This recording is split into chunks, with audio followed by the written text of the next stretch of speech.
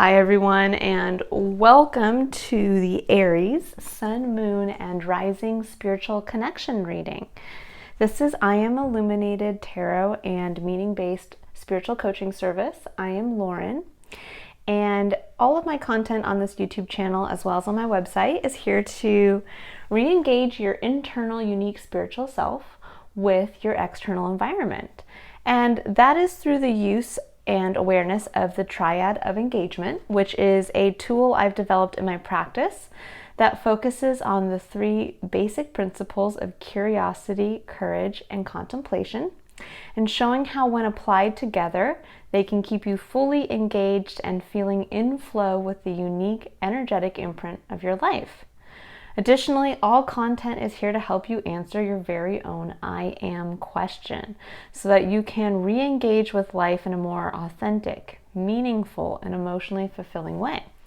Now, if you'd like to learn more about the Triad of Engagement, I have included 2 video links in the description box below. One is more for visual learners and one is more for conceptual learners.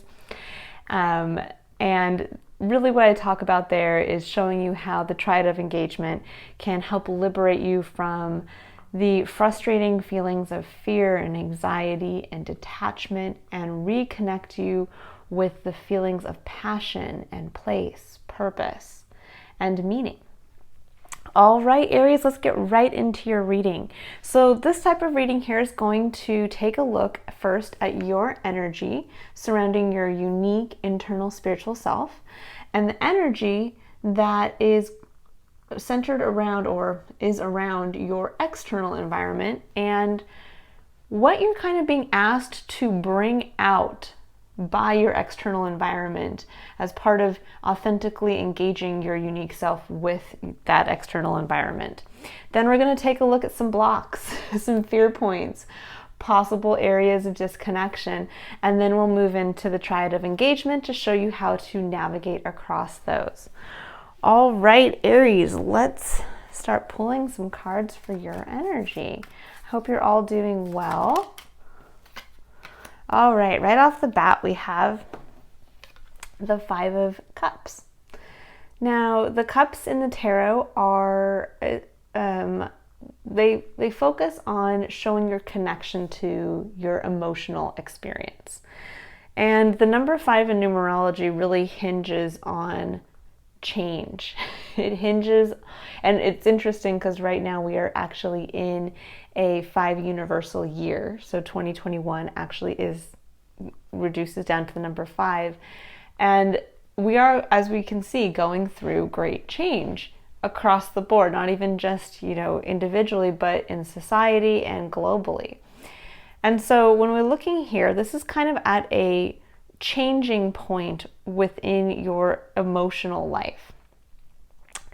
This is where there can be a little bit of a regret taking place, that we're focused on the 3 cups here in this picture, which are spilled, and we are ignoring or don't see, we have our back turned to the 2 cups, which are upright and full and can be shared with another. And so there's this element of, when we're thinking about the concept of change, now change can involve a little bit of chaos, but it can involve tearing down and rebuilding new, which is the beauty of change. And so I feel like you guys are kind of sitting in this moment of looking back and seeing what hasn't worked, emotionally kind of sitting in this almost like mourning period of what you've lost, what are some of the disappointments in your life that have happened, and you're getting ready to turn around to pick up your 2 full cups. But there is this moment of facing this change, facing now having to walk away. We can't stay stuck in this period of, or in this place of disappointment, because you can't cry over spilled milk. What's in the past is in the past. It's locked from us. We can't change it. The only thing that we can change and what is in our power right now to control is what we choose to take action towards in our present moment and your perspective of the past. So this is kind of where you can actually change your perspective of looking back at something that you feel has possibly been a disappointment and change your perspective to see that it's actually liberated you from something, from 3 cups that probably weren't yours to begin with, weren't meant for you. And yet now you have the 2 fresh cups behind you, again, enough to share with another. And it's about taking this point to turn around, change your perspective to one of gratitude for what you still have, and also for what you know is clearly meant to be yours. So that's kind of the energy I'm feeling just intuitively surrounding this card here. Now what I'm going to do is I'm going to pull a card, and I just want to make sure, yes, everything's, heard a little beep. I wanted to make sure the recording was still going well. Okay, Aries, so let's see what energy is going on in your external environment and why you're being asked right now to engage this energy with your external environment. What are you going to be shown? What are you going to be learning about yourself and unlocking about yourself? Unlocking, you know, when I talk about unlocking, I mean, what part of yourself perhaps is still yet unknown to you, and that in engaging, possibly taking these 2 cups out into your environment, what are you going to discover about yourself? What are you going to discover about your present self now? And that's the true beauty and gift of engaging and connecting our unique selves with our external environment. All right, what is Aries sitting with in their external environment right now? What's the energy? And this is a reduced deck. I have very specific cards in here, so whoops. Oof, we have the Devil. Now, the Devil card, and I actually explained this in another reading for another sign this last month.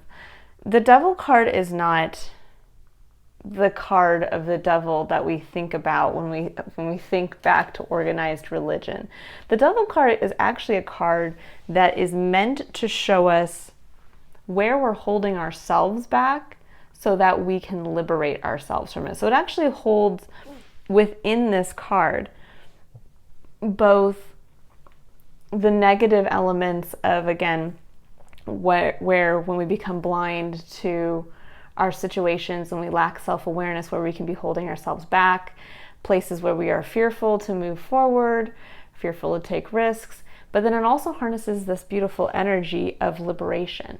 Because as soon as we become self-aware of what's holding ourselves back, of where we are holding ourselves back, that this is not the external environment holding us back through circumstances and people that have been brought into our lives, is actually our choice to stay in a place of, I would say, false imprisonment. Because in this picture, and I know it's hard to see because this is a very tiny deck, but these people are loosely chained. They can easily remove these chains that are around their neck, but they're choosing to stay here. And there's this quality too, that this is kind of the dark side of the Lover's card in the tarot, which is, it's almost the same depiction, except instead of the angel here and the beautiful Garden of Eden behind them, it's the devil instead. So this can show when a relationship turns into one of codependency, or where it might have started off as something that we thought was going to be beautiful and liberate us, and now that relationship is holding us back in some capacity, and yet we're still under the illusion that we're in the Garden of Eden with the angel over us instead of the devil. But that's just kind of an additional message there for somebody who might need to hear that. So what I'm seeing here between the connection of these two is when we're thinking about self-liberation, and we're thinking about the fact that we actually hold the power at any given time within ourselves to liberate ourselves from a situation, a circumstance, a relationship that we feel is holding us back, or that we feel is impeding on us living a lifestyle that feels free and easy and emotionally fulfilling. We can oftentimes forget that we hold that power through being able to take decisive action. And action can actually mean simply changing your perspective. I am choosing to look at this incident or environment or person in a new way, instead of continuing to hide from the present-based truth. And that's a really powerful and actually liberating concept in and of itself, that we always hold the power of our own liberation. External circumstances actually hold no power over us. Although, yes, the external environment consists mostly of change and completely with things out of our control. We cannot control other people, and we cannot control what comes in the external environment. We can control our reaction to it, the action steps we choose to take from that point forward, and we can control our perspective and perception of those events. So even if those events are scary or detrimental on some side, this could involve, you name it. There's all kinds of things that happen to us over our lifetimes that can cause moments of suffering. But it's how we rise to that occasion in those moments of suffering that actually liberate us. They show us who we are at our core. They show us our internal strength. And they show us that even though we might have to experience death or hurt or suffering on some level, we always have the ability to rise above that. We always have the ability, there's always going to be something from Spirit that is going to be the 2 cups behind us. There is a lesson to be learned in every experience, and that lesson is unique to us. So even though we might know of somebody else who has gone through something similar to us, our experience and what we are meant to get from that experience and that suffering is truly unique to us. No one will ever be able to see out of our own eyes or live our own life. Our lives are ours to live. And so it is upon us to be able to understand that and to say, well, somebody else, this occurrence or event might have caused somebody else to have a complete breakdown and withdraw from life, but I can choose to see this differently, and I can choose to allow this to actually elevate my experience and be able to teach me about myself and my personal strength, and possibly, again, liberate you to a point where now when you go to interact with your external environment, you have that fresh perspective of these, I have 2 fresh cups, and I'm leaving behind the spilled milk that I know I can't put back in those cups, and I'm letting it go. Okay, so now we're going to take a look. I'm going to pull some cards for what I call the void. Now I go into more detail in the first visual video linked in the description box below about the Triad of Engagement, but I'll go into a little quick summation here as to what the void is. So the void is filled with fears, anxiety, and all of the protective layers we have put up between our unique internal spiritual selves and that interacting with our external environment. And this is what we create as we go from childhood into adulthood. Oof, that is a few too many here. We'll see if we can get a few less. And how does this happen? Well, this happens as we get older and we start to bring out internal parts of ourselves to interact with our external environment. And perhaps these are times when we get less than positive reactions from our external environment. So this is where we can bring out a part of ourselves and it gets criticized. Or we bring out a part of ourselves and we fail at our first attempt in utilizing that skill or ability or hope in the external world. And so what we do is, instead of being aware that this is just how we learn and grow on an emotional and spiritual level as much as we learn and grow on a physical and mental level, we instead put up a barrier and say, well, I'm just not going to share that part of myself again because I got hurt from it. And so we put this layer, these barrier layers that I call, actually, that end up becoming almost like a mask. And what happens is that mask ends up being all that our external environment interacts with and can see. So this is where we can become so emotionally disconnected from our external environment because the layer of protective barrier, the void between us and everything external to us, grows so large that we cannot connect emotionally on any level because we're hiding so much of ourself. There's nothing of value that we pull from interacting with our external environment because nothing is engaging with our authentic self.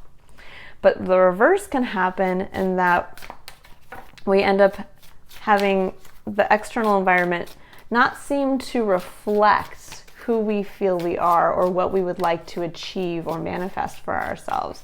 And that's because the people in your external environment can't see yourself, can't see your authentic self because of the layers of masking.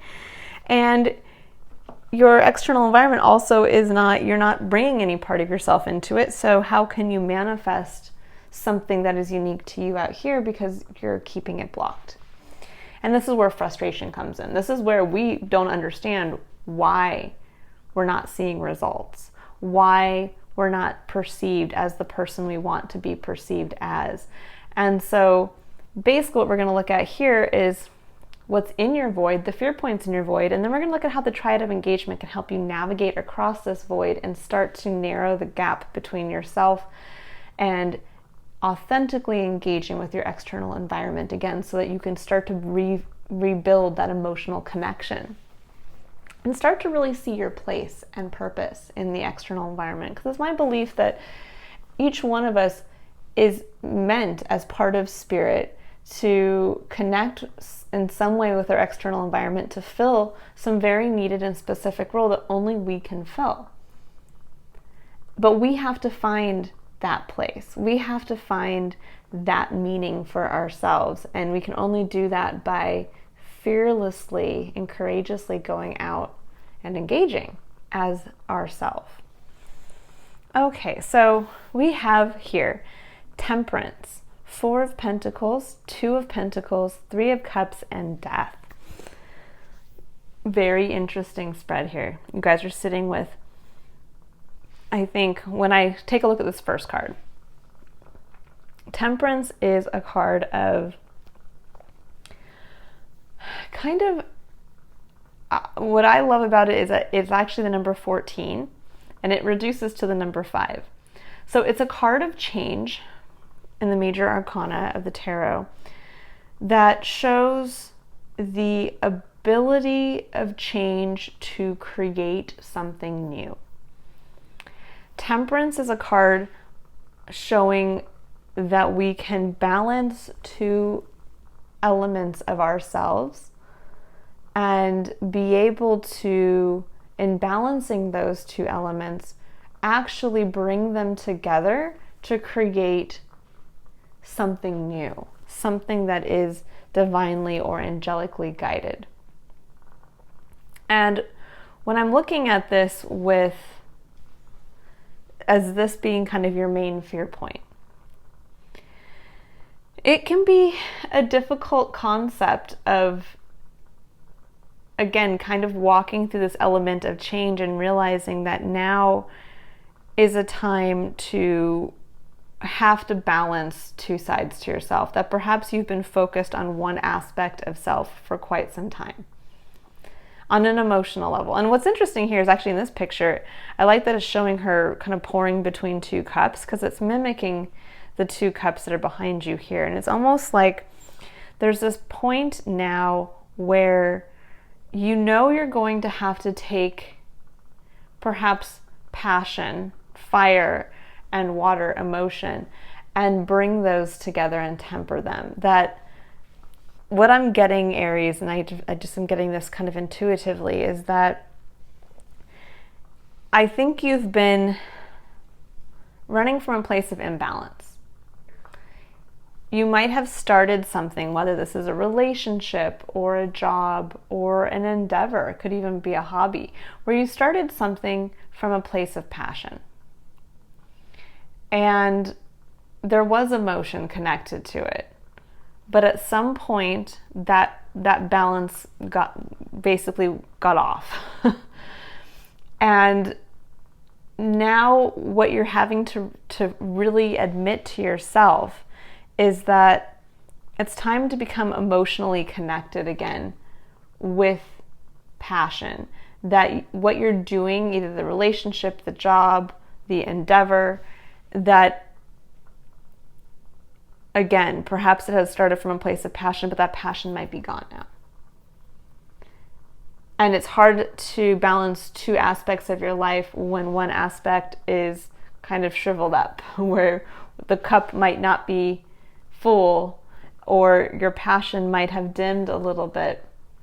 And so now what you're being asked to do is to face really the fear of what I see here specifically of reality in the present moment, of realizing that it's important to balance all sides to self, that you can't just work and expect to be emotionally fulfilled from that. Just like you can't pour all of your emotion into a relationship and expect to be emotionally fulfilled from that.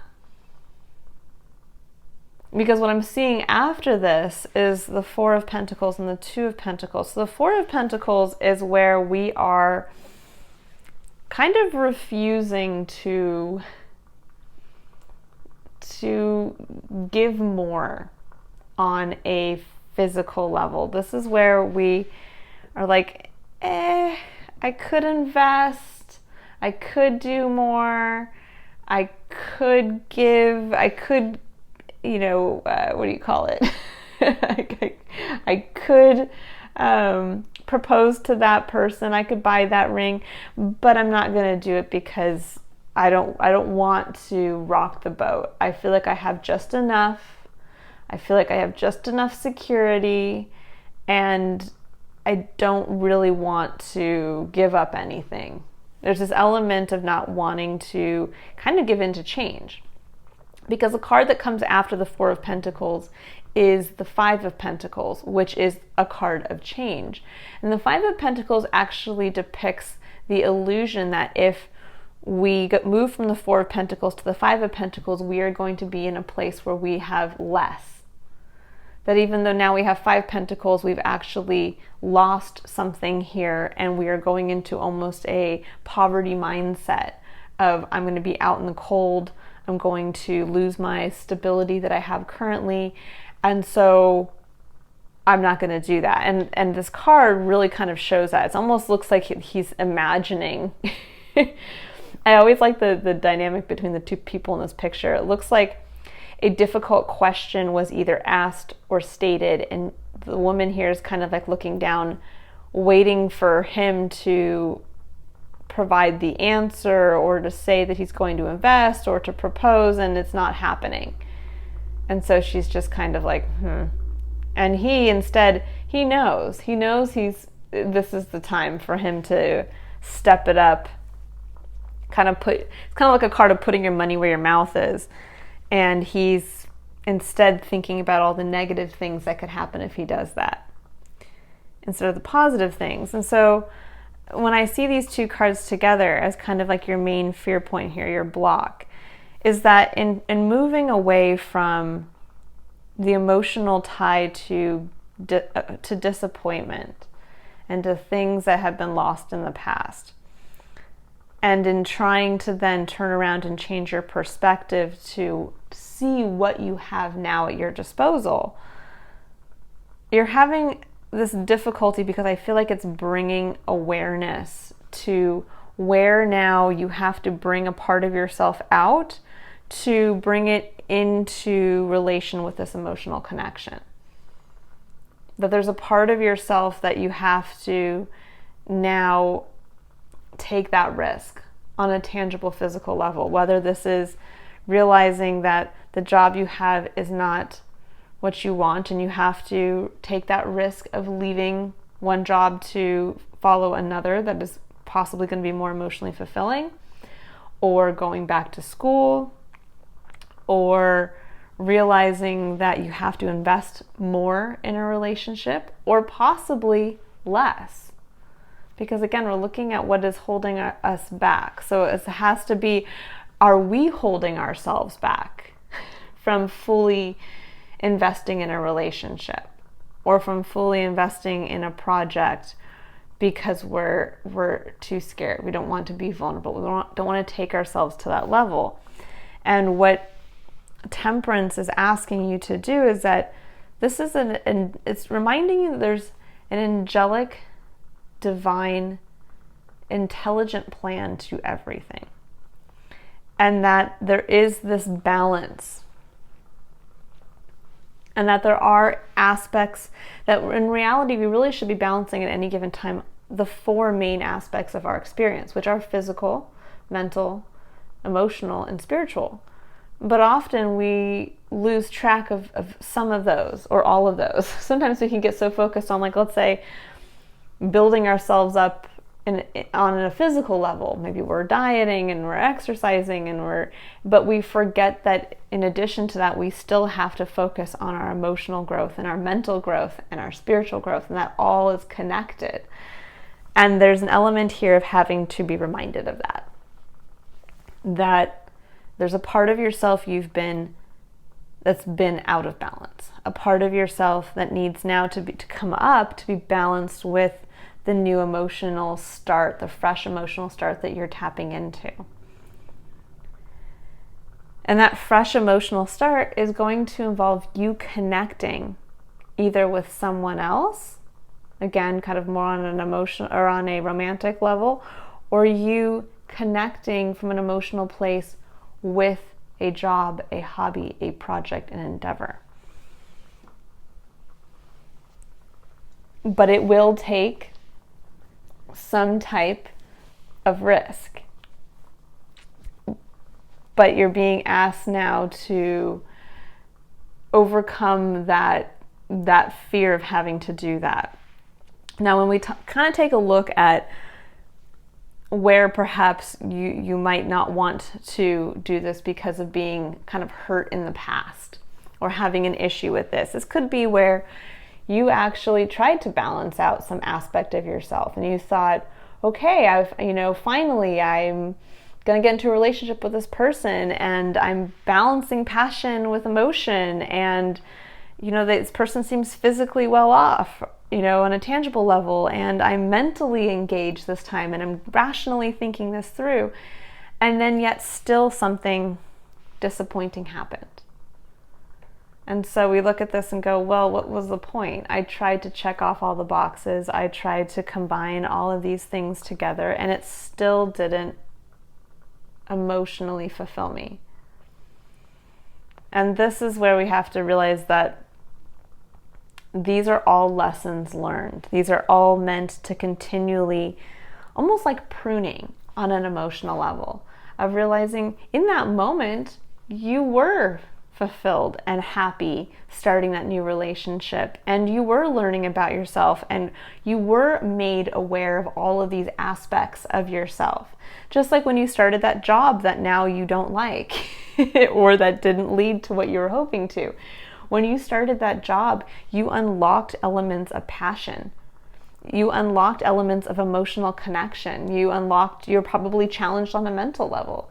And on a physical level, you were, really working with something physically. You might, it might have been your first paycheck, or it might have been the first time that you worked with your hands in this field. And at that given time, that was where you were meant to be. And that's kind of where temperance is coming in and saying that there's a divine plan. But at a certain point, we can get trapped in these kind of emotions when faced with change again. And instead of looking at change as like, okay, this is the growing point. I've grown out of this. I've grown out of my shoes. Grown out of this relationship. Or I've grown out of the mindset that I started with when I got into this relationship. Or I've grown out of this job. Instead of realizing, okay, this is the point where it's just time for me to move on, or it's time for me to gain a new fresh perspective. It's time for me to sit down with my partner and say, let's wipe the slate clean. This is what I need. This is what's in my cup. I want to share it with you. Will you meet me at this level now? We choose not to do that. We choose to avoid it, and we choose to stay stuck in a place of fear of like, I can't do it. It didn't work last time. Instead of saying, okay, now I see what's holding me back. I'm growing. And the divine is asking me to do this. The divine is saying, it's time. Change is at hand. You've outgrown this. It's time. But you just have to realize it's going to change your physical perspective a little bit. You just have to invest a little bit more of your time or energy or money into something, and be willing to understand that that might be a risk, but that the what if doesn't have to be that you're going to be out in the cold and all by yourself, and that if you want to have this beautiful talk with your partner about getting on the same page and getting back to that beautiful emotional connection you originally had, that your partner is going to say, no way, and suddenly you're going to be out in the cold without their financial support. Or that you go to leave one job for another, and that suddenly that risk is going to negatively impact your bank account, and you might never find something as good as what you have now. And in reality, you're being told that now is the time to take this risk, to make that investment, because it's going to help you balance out all aspects of yourself again, reconnect with them, so that you can liberate yourself from what you're trying to cling to now, the shoe that doesn't fit anymore, to be able to go out and again connect. These 2 cups are all about connection. So this is a divine time of connection. So whatever action you choose to take now is going to connect you in the right way. That's going to lead to some level of emotional fulfillment and some aspect of self-awareness that is going to help you see your meaning and purpose and place right now. Now, the 2 of Pentacles is in your crux position. And when I say crux position, I mean this is kind of where it's like, once you get past this, then you can step into this. Now, the 2 of Pentacles is a card of juggling. This is a card of the day-to-day tasks. But on a very high basic level, this denotes also kind of making a choice. That we can sit and juggle and try to do everything. And we can do all these mundane tasks, but ultimately, at some point, if we really want to create change in our lives, we're going to have to make a choice as to which tasks we choose and which hold value for us. And that's really where I feel like this is kind of the turning point for you, Aries, is understanding on an emotional level, through an emotional view, and connecting to your day-to-day environment and all the little mundane tasks. What are ones that provide value and are going to help you reconnect all aspects of yourself and help move you through this period of growth? And what are just tasks that are busy tasks? Tasks that keep you less than engaged. Tasks that you could actually have by connecting with your partner or by connecting with other people in your life actually helps share that load a little bit. Because I am getting this feeling of like, I can't give anymore because I'm doing so much. I'm juggling. I have all these balls up in the air.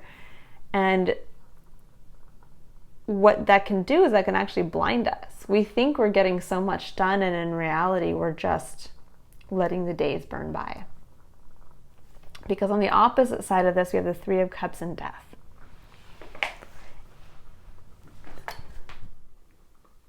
Now the Death card is similar to the Devil in that it seems a little scary at first glance, but in reality, the Death card brings with it also transformation. So just like the Devil is a card of release through liberation, through self-awareness, Death is the release and liberation through letting something go and transforming it. And what's interesting is that preceding that is the 3 of Cups. And the 3 of Cups, again, kind of like the 2 of Cups here in the depiction, mirror the 2 of Cups here behind this individual. The 3 of Cups as a card mirrors the 3 of Cups spilled. So the 3 of Cups as a card can indicate community, belonging, a sense of celebration with others who share an emotional connection. This can be your support group. And I think perhaps what you're mourning the loss of at this point is perhaps a sense of that, a community, a sense of belonging, perhaps a sense of those who you've celebrated with or felt at one point that were your support group. Or perhaps you're actually mourning the fact that maybe what you thought had been your support group wasn't. And now you're being asked to face the very real and somewhat scary thing of releasing the hold of those people or that support group. Or, I mean, this could even be family ties. It can go that deep. And to allow that to be transformed through allowing yourself to divinely re-engage with all aspects of yourself. And that's a scary thing. It's a scary thing to have to walk away from those that either did not support you or just from a group of people that you've outgrown. Perhaps you've had to move. Perhaps you've had to change situations. Maybe these could have been coworkers that are at your current place of work that you will have to leave. And this is realizing that just like in real life, anything that actually physically dies, their matter is not lost. It is simply transformed. It is absorbed into the collective and it will come into being in some other way. And it's the same with our relationships and our emotional connections with others. Those relationships are not lost. They will simply be transformed into new relationships, into stronger relationships. And really the message that's coming through all of a sudden here as we move towards the end is, where are you holding yourself back to an attachment to the old? To what you no longer, to what at one point did serve you, to what at one point you did belong to, whether it was through family and you were born into it, and so by default you were part of it, or whether this was a friend group or a community that you developed for yourself, or whether these were coworkers in a work environment that you developed for yourself. But now it's time to grow beyond that and to not mourn the loss of that, but to simply realize that you're being asked now to connect on a higher, more divinely guided way, more, in a divinely guided, I think, path as well. And that this is going to release you to really step into true freedom, to realize where you need to put your resources now, and to start getting you to reconnect on that emotionally fulfilling level, not only with yourself, but what you'll find in bringing this out into your external world is actually reconnecting with others. You will find this new group. You will find this sense of belonging. You will find that in moving from what you've outgrown into what you're growing into, you will attract the people who are now going to support you on this leg of your path, on this leg of your journey. All right, now I'm going to pull 3 cards down here for the Triad of Engagement that will show us kind of how to navigate across this, what to be aware of, and how to kind of integrate this whole process. So the first card I'm going to pull is one for courage. And courage is the first principle in the Triad of Engagement because it engages us with the concepts of optimism, openness, receptivity. We're re-engaging with that innocent, childlike quality of curiosity, where we don't readily close ourselves off to possibilities and the wonder of life through the belief that we know everything or that we've seen everything or been through everything.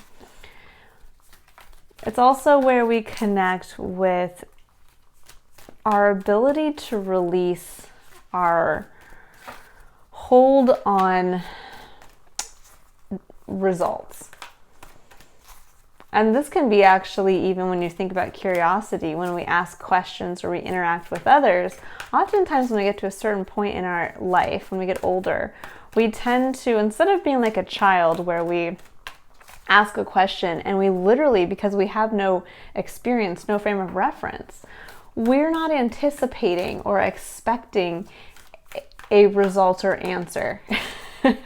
We're truly just curious and open to what that person has to say or what is coming in from the universe. And that's kind of where we have to start with curiosity. It's like wiping the slate clean. Instead of asking a question of the universe, we are and expecting a specific response, which we can often do.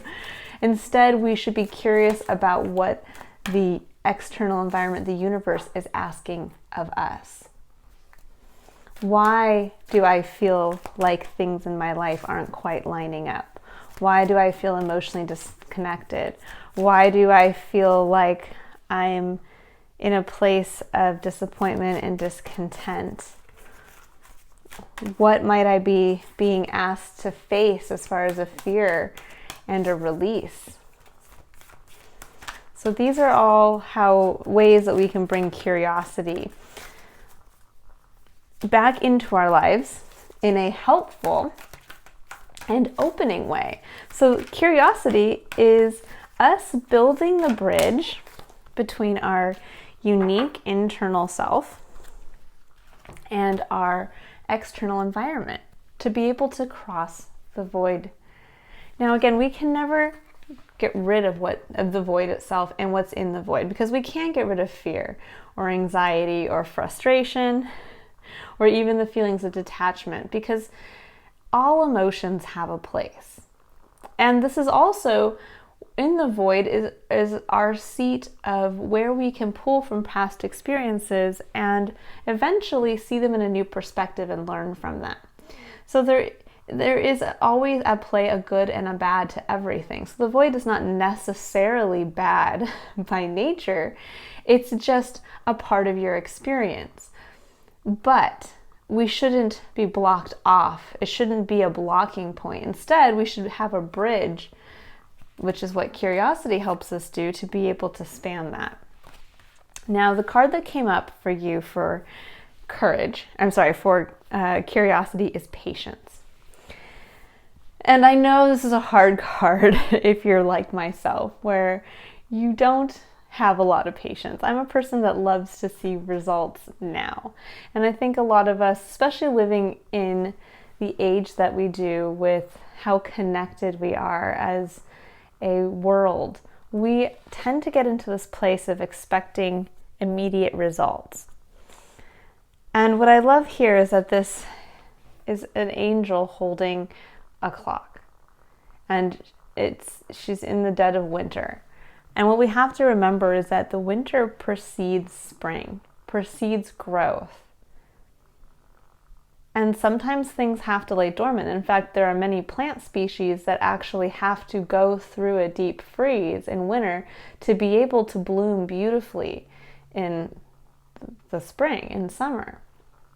And so there's an element to this of kind of being curious again about time and in relation to building anew, to balancing things, to bringing multiple different aspects of yourself together to start building fresh. And things, all good things take time, right?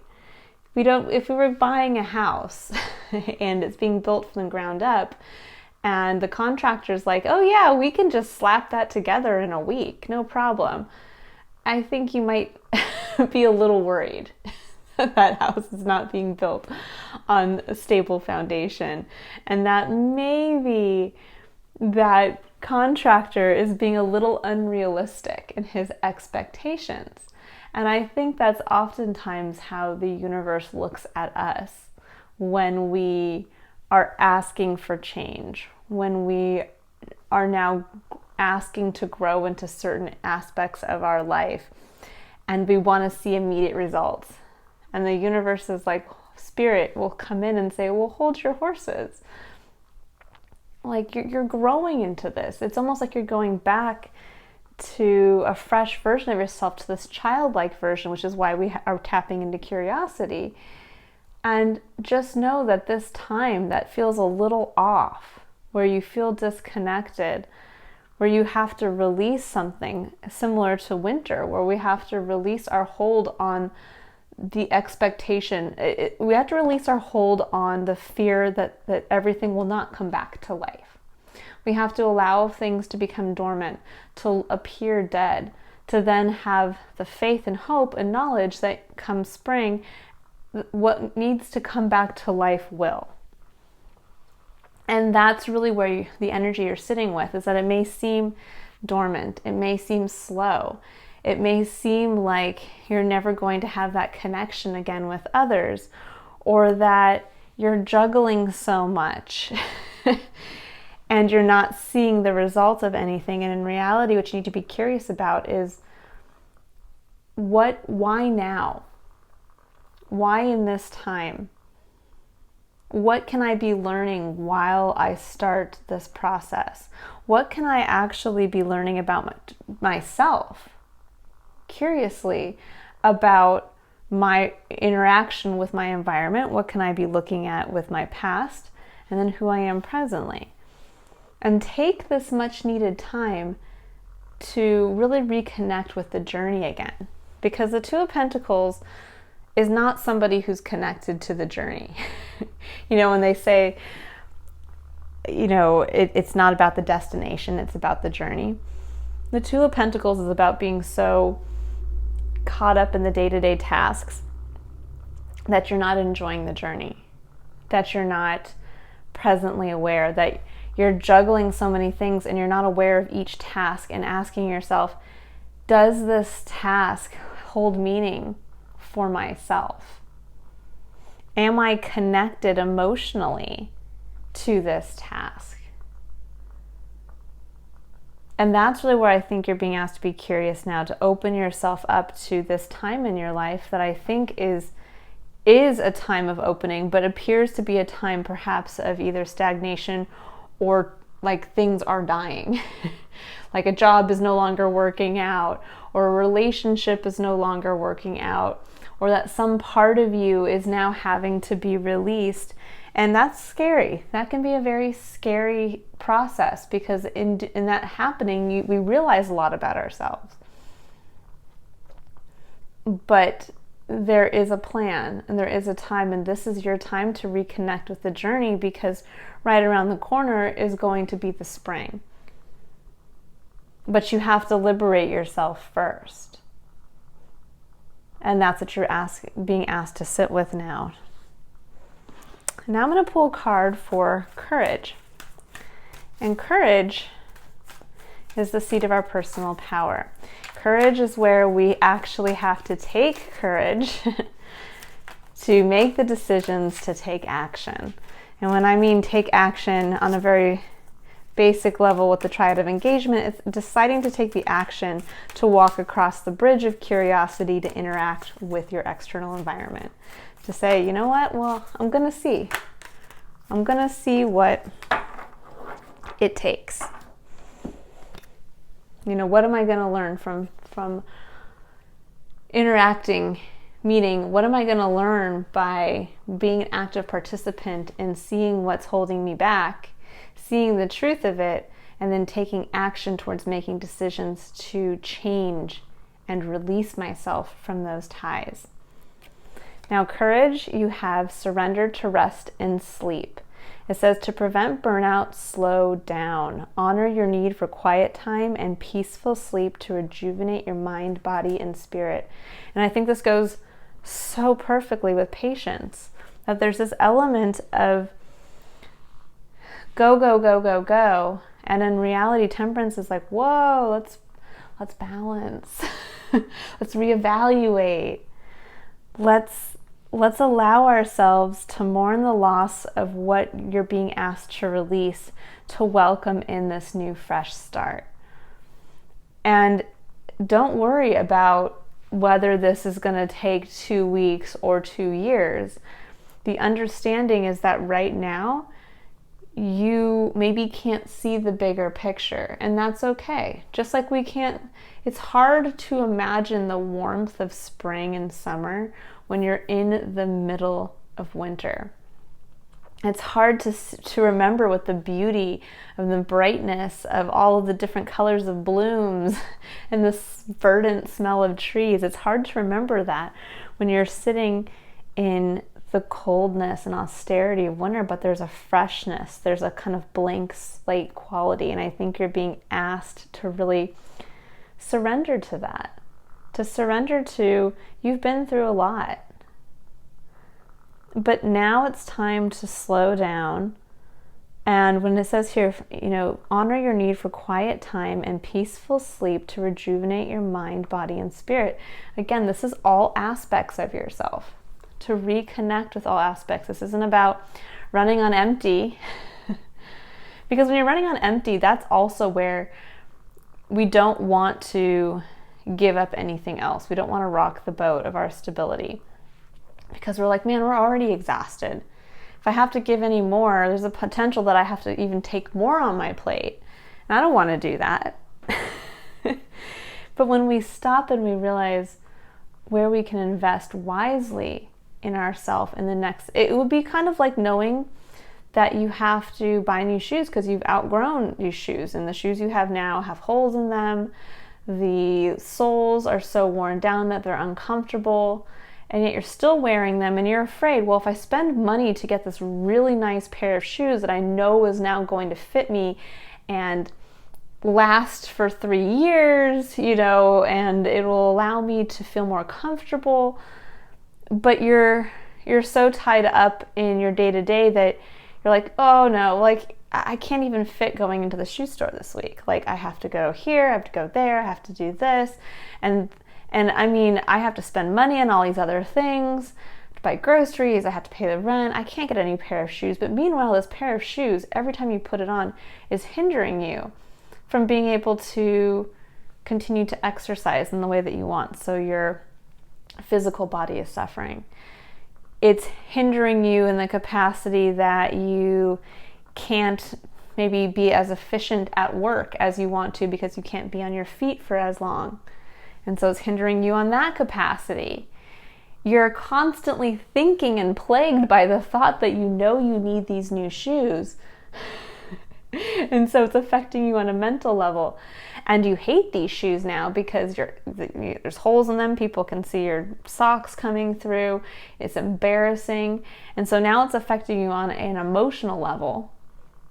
And then in addition, every time you look at your shoes, you're reminded of your lack. You're reminded of what you don't have. You're reminded that you don't have the nice shoes that everybody else seems to have. And now it's affecting you on a spiritual level.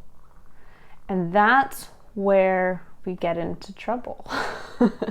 And that's why you're being asked to stop, rest, reconnect, realize, clear the board, and realize you need to prioritize getting a new pair of shoes. That's where you start to see the way forward. That's where you start to see, well, what are the things that are stopping me from getting this new pair of shoes? Do I really need to go to the grocery store first, or can I go and buy these pair of shoes and make do with what I currently have at home in my kitchen?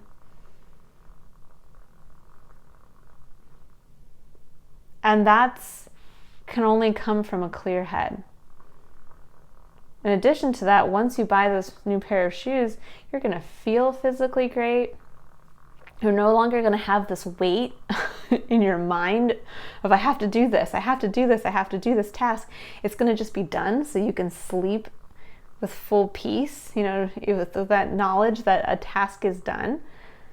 And then you're going to emotionally feel great about these shoes. You're going to put them on and be like, oh my gosh, I love these shoes. Can't wait to go out and show them to people. I can't wait to go out and connect with how good I feel. And you're going to have that sleep, that easy sleep of somebody who is excited again about engaging with life. That something that was holding them back is no longer holding them back, and all it would take is just you making the decision to make that change, to be aware of it and to make it. And to make it your priority. And then that's what opens you up on a spiritual level to once again re-engage with an abundant outlook towards life and towards spirit. Okay, and now we're going to pull a card for contemplation. And contemplation is the final step in the Triad of Engagement, and it's the journey back from the external environment back across the bridge to your internal environment. Contemplation is so important because this is where we get to integrate our lessons learned. This is our seat of continued self-education through direct experience. We don't need to go back to school and take out a small home loan to do so, to learn and grow. We simply need to be able to take action within our external environment and to then take the time to reflect on the outcome and consequences of those actions. What worked, what didn't work, what part of yourself did you start to connect with, and what part of yourself can you continue to then bring out and connect with your external environment. It's also a great place too of not even just reflection, but the element of transcendence. Through contemplation, we can transcend our current circumstances on every level, both mental and physical, as well as emotional and spiritual. We have this ability to,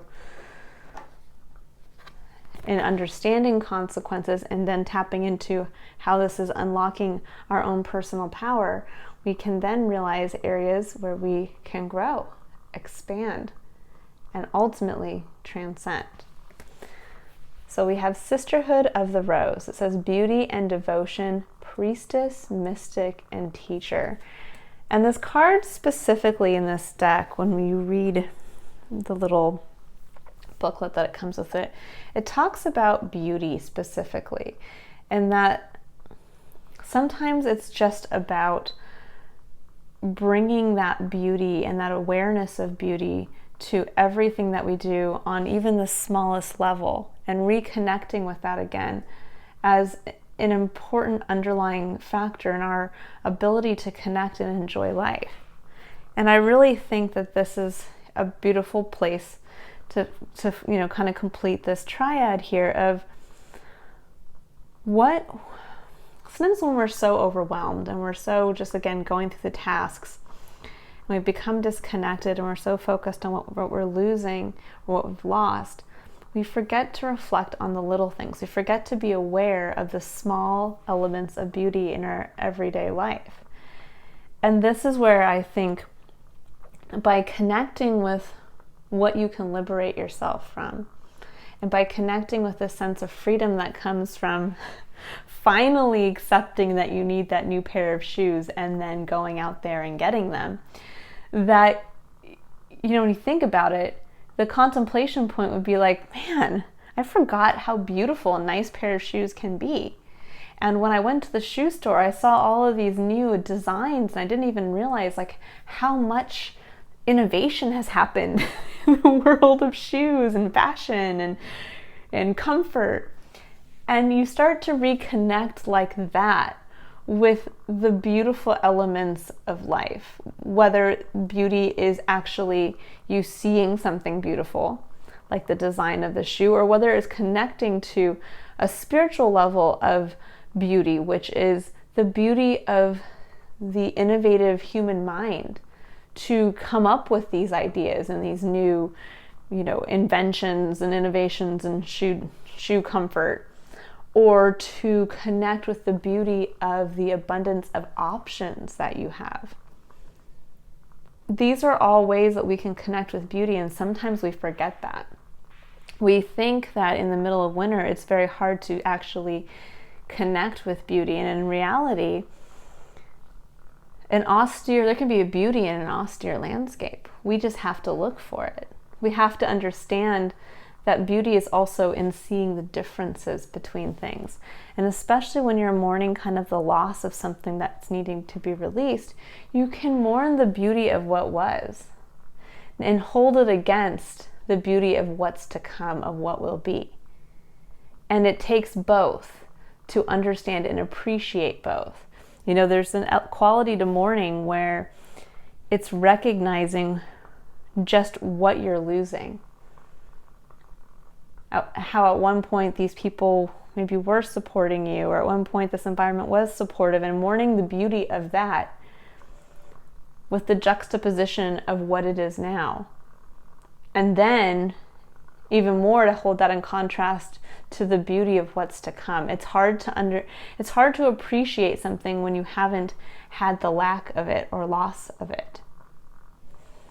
And so I think that's really when you're coming back here, is to reconnect as you're resting, as you're taking this time to reconnect with yourself. Reconnect with the beauty of both yourself, of what has been, what will be, to find the detail and the beauty, or to find the beauty in the details of your everyday. All right, Aries, to finish this off, I'm going to go ahead, not quite yet here, and pull just a few more clarifying cards for your energy, as well as for your external energy. So let's see what comes through here. So for 5 of Cups, we have Knight of Coins, Page of Swords, and 5 of Coins. And here's that 5 of Coins coming up right after the 4. So this is technically 5 of Pentacles in this deck, which is that card of feeling like you are down and out and all alone, out in the cold, so to speak. And what I'm seeing here is that by engaging with your external environment, engaging your 2 cups in a hopeful, optimistic way, to kind of meet the devil head on, which is yourself, which is realizing how much in you holding yourself back has affected your external reality, has affected your external perception, or your perception of your external environment. That what you're going to realize about yourself is where you can start to build slow and steady. The Knight of Coins, the Knight of Pentacles, he's the tangible builder, but he's the slow and steady knight. Yes, it's forward movement, but he is the slowest moving of all of the knights in the tarot. He's the planner. He's the one who's going to take his investment and invest it wisely. So you can avoid, I think this is kind of what's coming through with the Page of Swords and the 5 of Coins, is that you're going to see clarity in how to avoid the 5 of Coins. Because it isn't just about giving up of your time and energy and money to keep the juggling act going. It's about where you invest it, with whom, and how. And in reality, if you can have faith in yourself, you're the one who's going to invest that additional. You're going to take one of your pentacles and invest it wisely, but you have to do it diligently and with patience.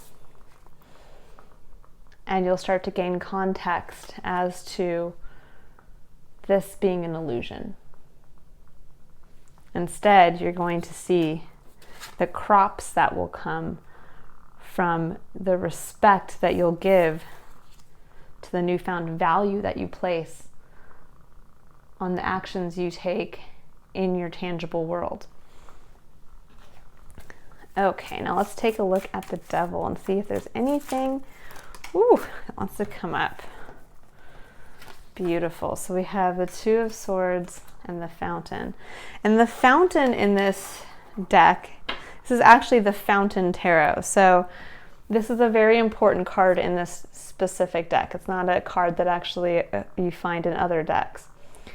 I often look at this as kind of that scene, if any of you have seen the 2001 Space Odyssey, it's kind of like that. Like, it reminds me of that point where they're at the very end going through that trippy scene, moving through, I don't know, a wormhole in space. And it's almost like that. It's like this is that point, the fountain, where it's source. It's our connection to source spirit. It's that ability to understand that at any given moment, at any given time, we have this direct connection to everything. And that we are, in the same instance, a unique individual while also being connected to this, that we are a part of this. So it's that weird kind of realization of, I'm unique and a part of everything all at once. Everything is within me and I am everything.